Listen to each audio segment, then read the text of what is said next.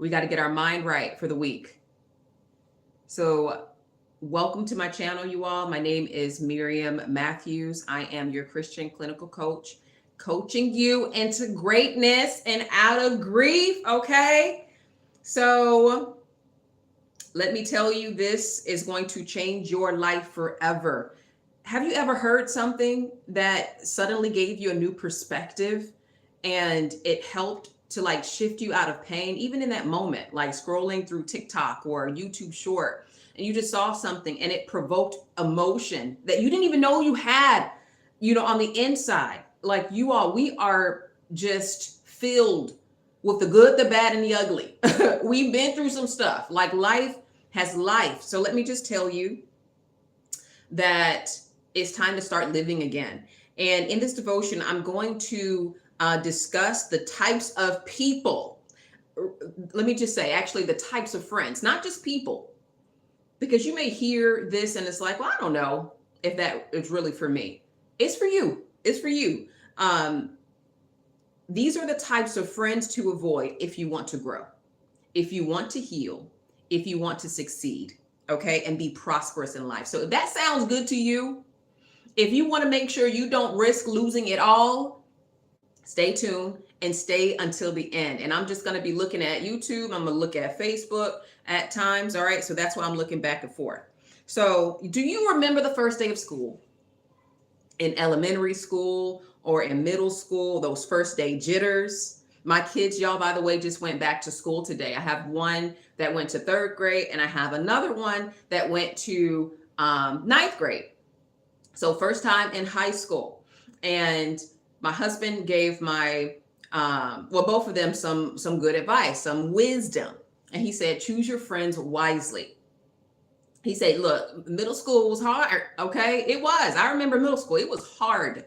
Talk about like identity confusion and just trying to find your way and going through some stuff. And with high school, it's like, it's different. It's different, it's a whole different building. He's like, you get to rebrand yourself. You get to do things differently. You can forget the old.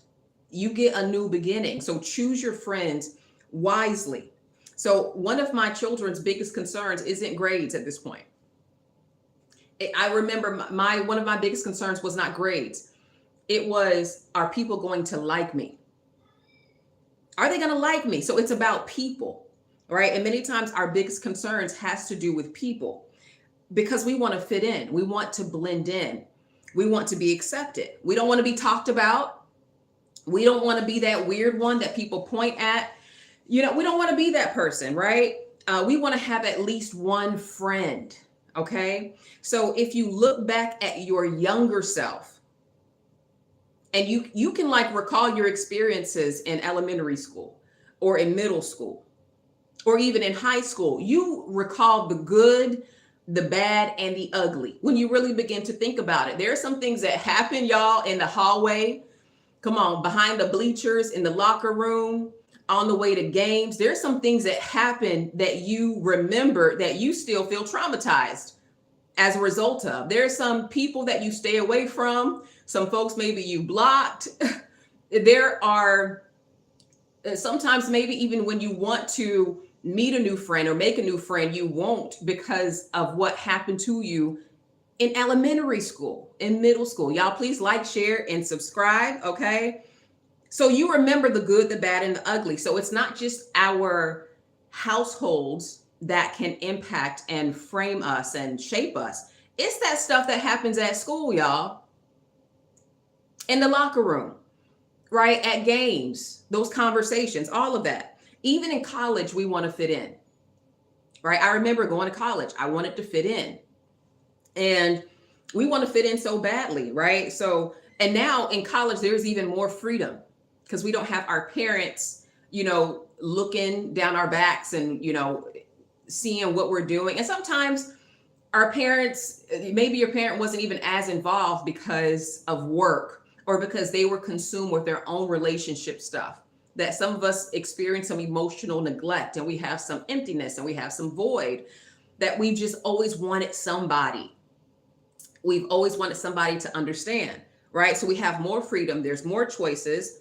So then that's college, y'all, those college years, y'all remember that? Like that's also, those are years where we also make a lot of mistakes as well. A lot, a lot happens in college, even for the sake of just going with the flow, because we don't want to be that party pooper. Right. So we end up going with the flow. And I remember even with my daughter who just went to high school, when she was in elementary school, y'all, there was this buddy bench that they had outside on the playground. So this is elementary school. Because if you didn't have somebody to play with and you went and sat down on the bench, somebody would notice you and would just come, right? Because nobody wants to be alone. And there's innocence in that. There's still innocence in that, right? We don't want to be alone. However, as we age, there's more exposure to things. There's more exposure to things that are not so innocent. Okay. So our mindsets begin to change. There are things that you've seen that you cannot unsee, that you wish, like your friend showed you something on their phone. And it's like, man, I wish you never showed me this. They're like, oh, look at this. Look at this. Oh my gosh. There are some things that you were shown 10 years ago that you're like, man, why did this person show me this? Because it still refloats or resurfaces in your mind. Not that I'm trying to make that happen, but I'm just trying to draw some light to intrusive thoughts, why we even feel bad at times today, while we are struggling with making progress. There are things that you can't unsee. There are experiences that you had years ago that you cannot unexperience. There are things that you heard people say that you cannot unhear, that you wish you never heard to begin with, right? So, and if there isn't like a healthy way of getting rid of that stuff, like a filter to get rid of those things that you've heard that you can't unhear, or even a healthy foundation, those things begin to take root and they compromise the foundation. Some of us were even born into rocky foundations to begin with. The foundations were rocky. Good morning, y'all. Please like, share, subscribe. So where am I going with this? Even those buddy benches, like in elementary school, where you were just waiting for a buddy. As we grow up, right, we have hormones, we have these connections. Now we're at college. Those buddy benches can turn into a body bench, where now I just want a body on the bed, right? We have the dating apps as well, but not with the vision of marriage. Sometimes I just want to escape this miserable moment where I am sad and alone. So now I just want a person to come and fill the void or the emptiness that I have on the inside, right? Or so we turn to certain things on our devices or our phones. So, by the way, if someone is saying that they want to have their first date with you at their house, that is not a first date. That is a first damage, y'all. That is like first collateral damage, by the way. All right. So we just have to understand that in order to succeed as a new creation, as a child of God. And by the way, if you've not given your life to Christ, let me just tell you that Jesus loves you. He understands what you've been through. Because look, sometimes you're like, God, why did I even experience being bullied? Why was I born into the family that I was born into? I've never fit in. It's because you're chosen. Number one, you're chosen. The enemy, there's a thief that comes not only but, like he knows his mission. We don't even know our purpose sometimes, but yet the enemy knows his. And his mission is to make you miserable. Steal, killing, and destroying. Attack on the identity. But God came that you may have life and life more abundantly. So the same free will that we have that many people misuse because they misunderstand their purpose, that we become sometimes collateral damage of that. There's no damage that is beyond God's development or healing.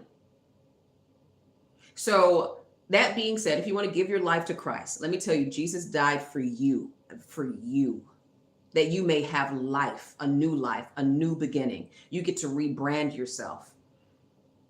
You're not God, like there's nothing that you did or that happened that God is embarrassed by. like when you even look at Christianity, it's the only religion that is grace based. There's nothing that you have to do because Jesus did it for you. It's only about accepting the gift of salvation and his grace. And his grace is going to help you overcome and heal from all those wounds that are in your soul. And believe in your heart, confess, Jesus, I believe you died for me, and I want you to be the Lord of my life. I want to have a new beginning. And you can just say that prayer, you all. Let me tell you, Jesus is waiting. He loves you. He loves you unconditionally. He's not like people that can betray you or leave you. He'll always be there. And if you just said that prayer, welcome to the family. Okay. Hello, cousin. Welcome to the family.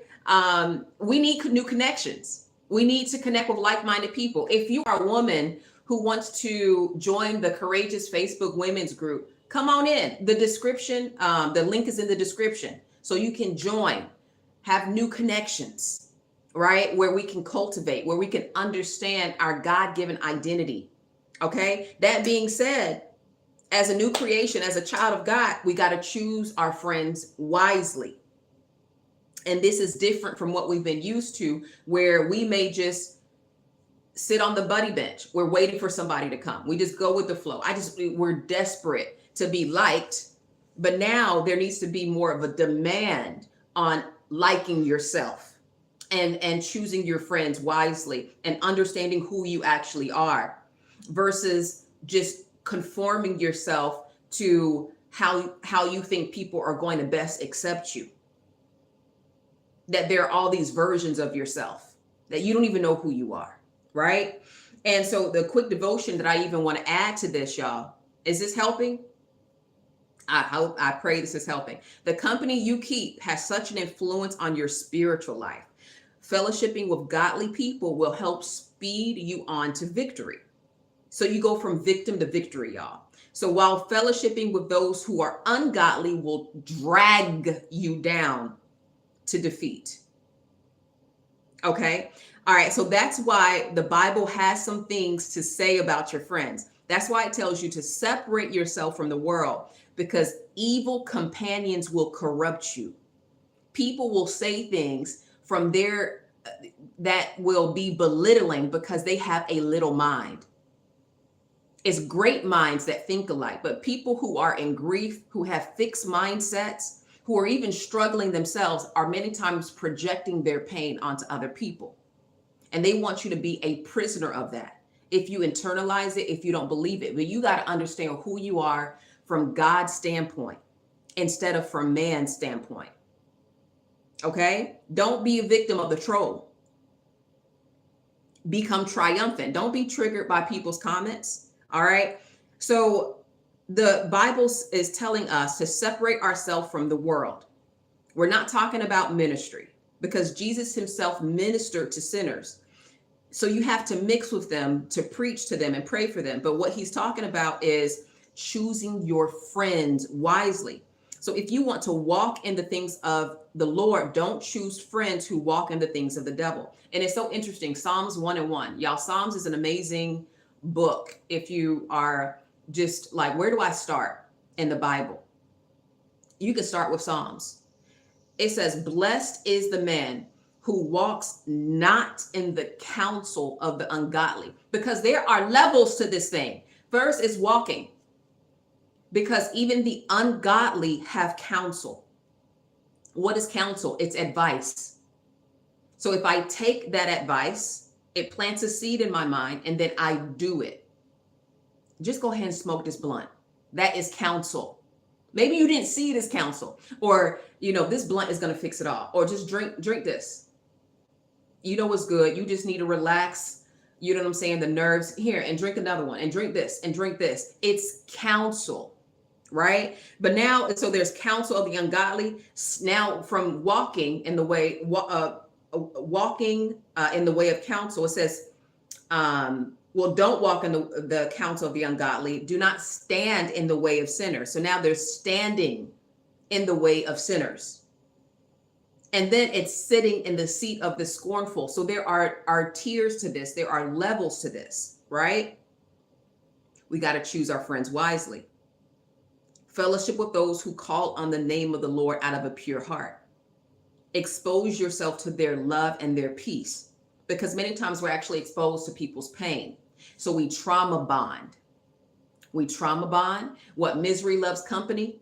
So now we're complaining and compartmentalizing, thinking that we're connecting because we just want, also many times we want to be understood. But if it's keeping you where you are risking losing it all, because you're not getting a new revelation. It's just the same old thing, the same old counsel, the same old conversation. It's just the same old, same old. And the thing is, it can be hard to start something new. And why is it hard? Because we don't want to disappoint people.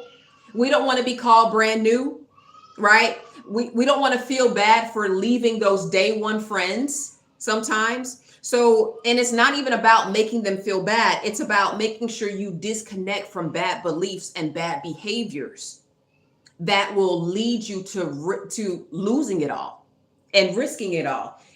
So what are the types of people, Coach Miriam? Here are the types of people. If you look in 1 Corinthians chapter 5, verse 11, it says, but now I have written unto you to not keep company with if any man that is called a brother that is a fornicator. So that's someone that's just giving their bodies away, right? A fornicator, someone who is covetous, who wants something that doesn't belong to them. It could be not just in a way, there's a difference where it's like, oh, I'm inspired by what this person has. That's different. But like coveting, jealousy, envy, I want what they have, to the point that you want their husband, you want their wife, you're imagining those things. You want their shoes, you want their car, you want their household. Because people don't just break into relationships or break into people's houses or cars. It begins with the whole break in the mind. There's a compromise in the belief system. Okay, that's coveting. Don't be friends with idolaters. Sometimes we think idol worship is worshiping an idol. It's just a statue. Nope. An idol can become, alcohol can become an idol, where it's like, I need this alcohol. Weed can become an idol. Drugs can become an idol. A whole person can become an idol. And it's concerning, where it's like, I need this person. I need this person. External validation can become an idol, where it's like, I don't want to be rejected by people. So then I end up burying my gifts and my talents, right? So all of those things can become an idol because we're consumed by it. It's consuming our thoughts. It's a form of worship. Okay. And then say the person leaves. So now people unalive themselves because someone left them. And people are people. They're not perfect. So if I put my anchor in someone to begin with who's not even perfect, then I'm setting myself up to risk losing it all. Okay. It's so interesting because even Miles Monroe said the richest place in the graveyard. I drove by a graveyard this past weekend and I'm just looking at it. And he said the richest place is not the gold mines of Saudi Arabia. It's not, the gold over here, the oil over here. He said it's the richest place is the graveyard, because there lies books that were never written, songs that were never written, buildings that were never built, because people did not understand their purpose. They only understood themselves from their pain. They didn't make their healing intentional, that they ended up taking with them the dreams and the ideas that they had, because they made external validation an idol. They made fearing people's rejection and their comments an idol. But sometimes you got to hate poverty more than you hate what people are going to say. You got to hate perversion and not knowing who you are more than this comment or that comment or who's going to show up for you and all that. We got to hate that even more. Okay.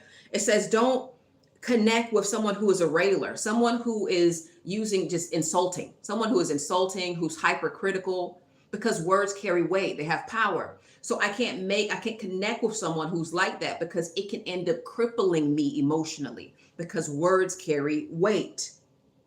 Words are weapons in spite of the saying. A drunkard, stay away from a drunkard. Why? Someone who is excessively drinks. They're the functional alcoholics. right?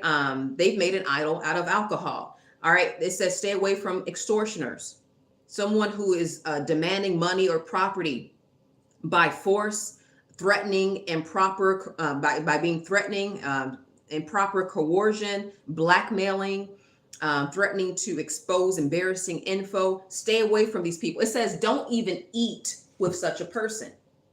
Don't even eat with such a person. Okay. So maybe this is new revelation. I encourage you, don't just hear it, y'all. Do it. So it's not about take inventory of what's around you. You want to take inventory. If you want to become healed and healthy, you need to connect with people who are healed and healthy. If you're married and all your friends are miserable in their marriage, you need to connect. We don't want to just, sometimes we just have these limiting beliefs that we don't even know that we have. It's like, well, I never saw a healthy marriage. I saw my parents argue. I saw this, I saw that. But you can connect with other people. You can find conferences. You can have new connections where it is healthy. Because sometimes we also consume a lot on reality television. We see how they handle things. So in what you consume plants a seed and it compromises the foundation. And again, many times the foundation that we even have is rocky to begin with, that it needs repair. Our souls need restoration. We bring a lot into relationships that we need to heal from the things that we brought in with us. Our belief systems need change. We need new connections. Okay? We need new connections. So sometimes with the connections that we've connected to that have been with us for years, we normalize lies. We normalize certain programming. Oh, just do this. Oh, he gets on my nerves. Oh, I'm so irritated with my spouse. I'm so irritated with my boss. I'm just so annoyed. I'm so annoyed. So we complain and we even normalize the complaints, but not changing, because change is uncomfortable. Change can freak you out.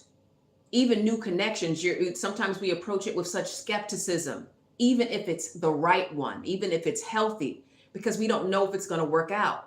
And what they say, the devil that you know is better than the one that, all of that. So it's all programming to keep you stagnant and stuck and where you are. But in order to heal from pain, you have to know your purpose. Because if you don't know your purpose, we will just live life aimlessly and abusively and attract the same types of relationships, the same dating experience, and then talk about it with the same people. And the conversation is the same. And that is actually the biggest annoyance is not changing, when you know that you need a change. And you know you need a change, but then you're stuck. That means you need the right connection. Connect, y'all. If you want to connect, I encourage you to connect and make your healing intentional. Okay. Again, if you don't know where to start, you can start here. If you want to join the Courageous Facebook, women's Facebook group, the link is in the description. Y'all, the resources are here. Connect with the right women who's going to help encourage you, celebrate you. We're not competing against each other. We're celebrating each other. Connect, y'all. Also, I have a book called Pureography. This is something you can invest in. Economical. You will pay more at Chick-fil-A. Okay?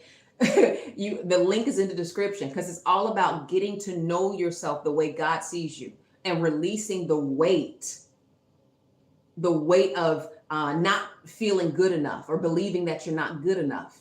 You need to know your purpose outside of pain. So this can help you. It's a devotion. It has video guided meditations. I encourage you to get this. You'll even have the opportunity to invest in my webinar called Unleash Your Power and Purpose. It is like a masterclass that comes with a workbook where you take an assessment to get to know where am I right now? You don't have to have a midlife crisis before you start to reflect.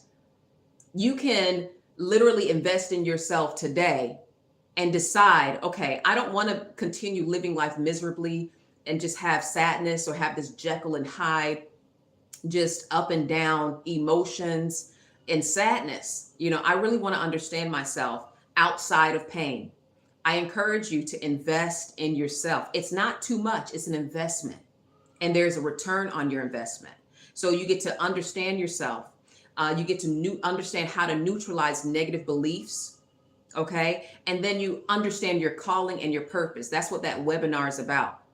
If you don't know your purpose, y'all, you won't live it out. You got to know your purpose. You got to understand yourself so that you can live life passionately and abundantly and out of that survival mode.